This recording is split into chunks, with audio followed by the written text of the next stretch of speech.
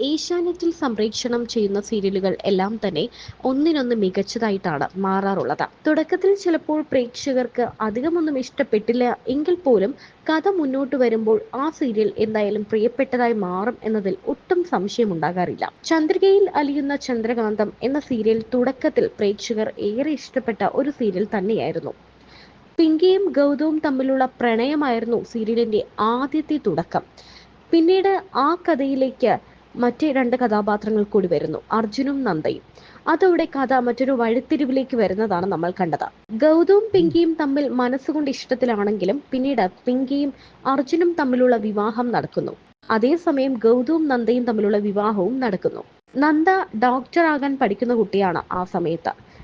നല്ല വിദ്യാഭ്യാസമുള്ള ആൾ തന്നെയാണ് പിങ്കി. പിങ്കിയുടെ ഭർത്താവ് അർജുൻ പട്ടാളത്തിലാണ്. പിങ്കിക്ക് ഗൗതമിനോടാണ് ഇഷ്ടമെന്ന് മനസ്സിലാക്കിയ അർജുൻ പിന്നീട് ഒളിച്ചോടുന്ന ഒരു കാഴ്ചയാണ് നമ്മൾ കാണുന്നത്.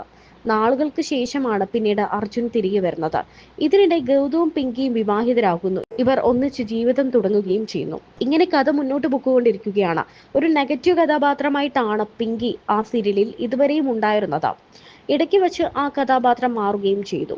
ഗൗതവും നന്ദയും തമ്മിലുള്ള വിവാഹബന്ധം അല്ലെങ്കിൽ ആ സ്നേഹം ഇല്ലാതാക്കാൻ ശ്രമിച്ച് എങ്ങനെയെങ്കിലും ഗൗതത്തെ സ്വന്തമാക്കാൻ ശ്രമിക്കുന്ന ഒരു പെൺകുട്ടിയായിട്ടാണ് പിങ്കി സീരിയലിൽ ഉടനീളം ഉണ്ടായിരുന്നത്, ആ വീട്ടുകാരുടെ വെറുപ്പ് മുഴുവൻ സമ്പാദിച്ചുകൊണ്ട്.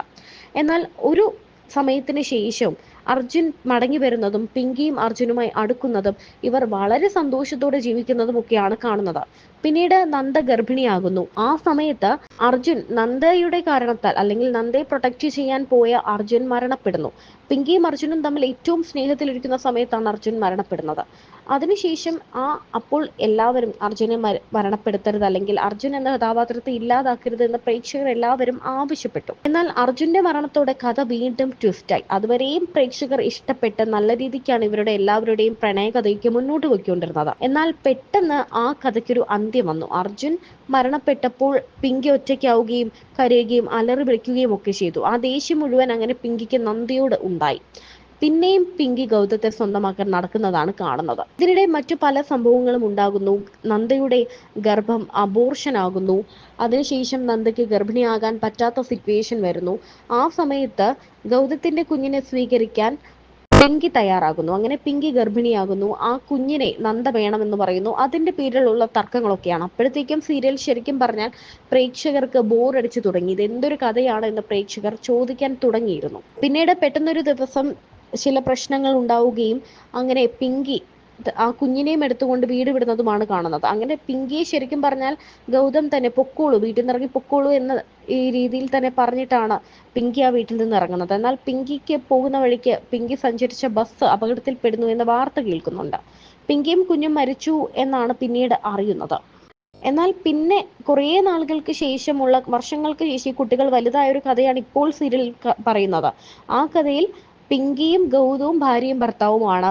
ഇവർക്കൊരു മകനുണ്ട്, നന്ദൂട്ടൻ. അതേസമയം നന്ദ വേറൊരു കുഞ്ഞുമുത്ത്, തൻ്റെ മകളായിട്ടുള്ള ഒരു കുഞ്ഞുമുത്ത് ശാന്തിപുരം എന്നൊരു സ്ഥലത്ത് ഡോക്ടറായിട്ട് ജീവിക്കുകയാണ് മകൾക്കൊപ്പം. അങ്ങനെയാണ് ഇപ്പോഴത്തെ കഥ പോകുന്നത്. ശരിക്കും പറഞ്ഞാൽ ഇതെന്തൊരു കഥയാണ് റൈറ്ററെ എന്നാണ് പ്രേക്ഷകർ ചോദിക്കുന്നത്. കാരണം ആദ്യം പിങ്കിയും ഗൗതവും തമ്മിലുള്ള ഇഷ്ടം, പിന്നീട് അതിനിടയ്ക്ക് വേറെ രണ്ടുപേർ വരുന്നു.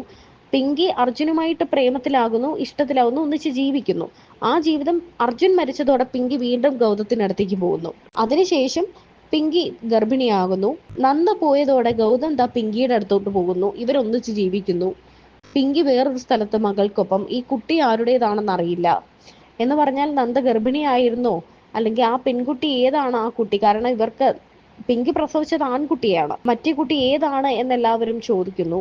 ഇത് എന്ത് കഥയാണ് എന്നാണ് പ്രേക്ഷകർ ചോദിക്കുന്നത്. കാരണം കൃത്യമായൊരു കഥയില്ല, നല്ലൊരു കഥാതന്തു ഇല്ല. എന്തൊരു കഥയാണ് ഈ ചന്ദ്രികയിൽ അലിയുന്ന ചന്ദ്രകാന്തം എന്ന സീരിയൽ ഇങ്ങനെ നശിപ്പിക്കേണ്ടായിരുന്നു എന്നാണ് പ്രേക്ഷകർ പറയുന്നത്.